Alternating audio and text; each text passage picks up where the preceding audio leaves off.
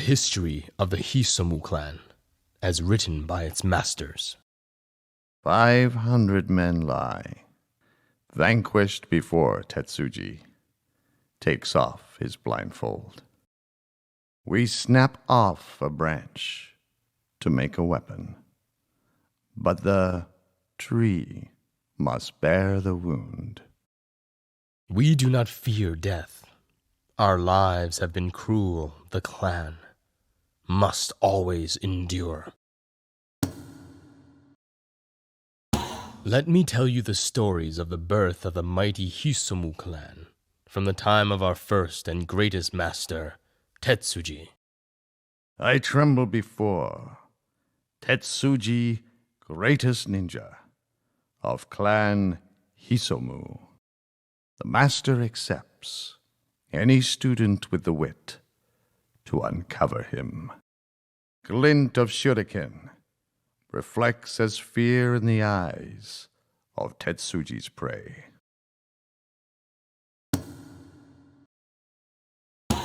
These poems tell the story of the mission that made Hisomu a legend.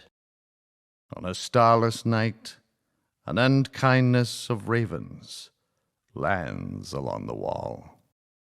Drunken, laughing guards spill outside with joy to meet the eyeless faces. A thick liquid drips down a silken thread that hangs above a pillow. The flushing daimyo leaves his bed to find relief and never return. The hand that caressed one bride, a lover, no ears, lies still, palm open. Nightingales sing from the floor, their quarreling heralds an escape.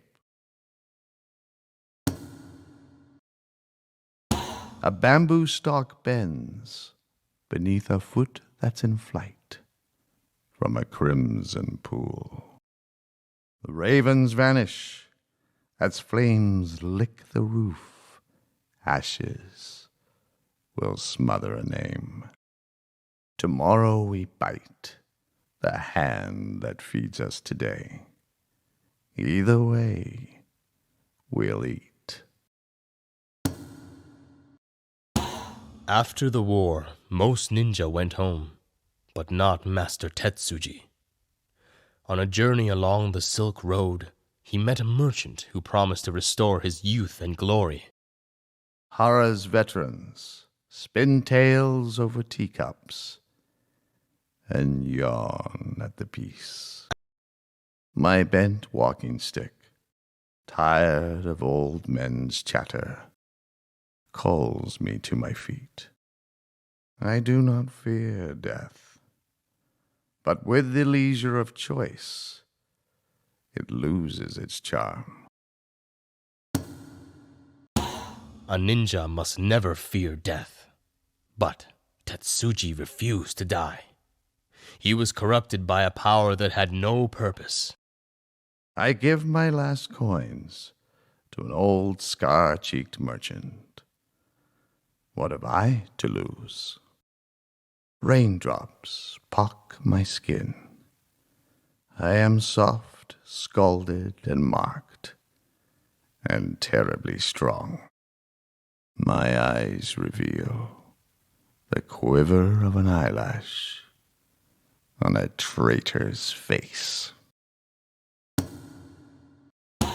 Noble and mighty, or humble and meek, your fear is all that I see.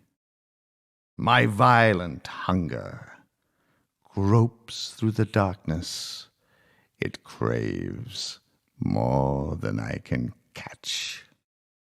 The ravens circle to usher me to my end. Soon they will join me. After Tetsuji came the 100 years of darkness. Only when the Sumi was nearly gone did the madness stop. Under Otomo the Hungry, who wrote these poems, we bound ourselves to a code of honor. Gluttony, lust, and rage enslave us.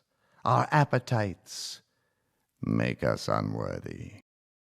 What you did not earn, you must not take, for our theft brings out the jackals. The master lays bricks, his students are the mortar. Our castle is strong. As Japan opened to the west, we found more sumi, but this time we used it with honor. Today, only students, not masters, receive the mark, because we can guide them, and we can control them. Still, I wonder, do the tattoos make one mad, or simply dangerous?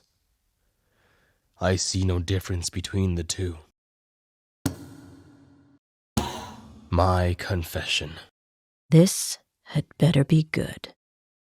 A voice in my ear gives excuses in the tongue I do not speak. It is hot, and I am sinking. In the sand outside the fortress, I kneel. The blade in my hand shakes. I hold it to my chest, where the shame chokes me. I crave relief, but I force myself to drop the blade. I have failed. In the greenhouse, in the beds of dry dirt, the flowers are dead. I check them all and find just one petal left. A fly chews it. I crush the insect with my fingers and feel childish. I have failed, but I cannot surrender. This era does not belong to us, but we can take from it. I have seen today's soldiers and the weapons they use. With these tools, we could adapt, and we could survive. But I must call one last student to bear the mark. The man who should have replaced me must instead sacrifice himself for me, and for us all. When the night falls, I pick up my blade and I turn on the bandits. I kill 10, 20 before they start to flee. And then I walk outside and collapse. The shame stays in my gut, and I accept it. I rest until I have the strength to go home, to lie, and to lead. The crescent moon cuts. I sink into the ground and wish the sand away. His confession? It sounded more like a death poem. Funeral rites for the one who bears the mark. Before dawn, the ninja, or kunoichi, who bears the mark, kneels in the light of their final moon. The clan has no power over them, but still they give their life to the clan. With a final prayer, they surrender to the blade. At sunrise, a pyre is erected 6 feet tall and kindled with branches from the trees of Hisomu. The body is placed on the pyre and burned. The fire scorches off the mark, and the spirit slips free of the trials of this life.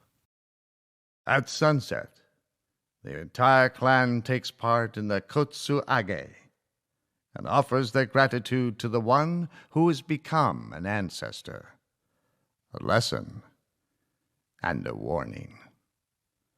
The master buries the remains in the shrine, in the heart of Hisomu. For without this death, the clan could not stand. Smug little monkey, you reach for the highest plum, but your grip is weak. You only climb high because your hard monkey skull won't crack in a fall. When your fur turns gray, that light, brave heart will leave you. Mock death while you can.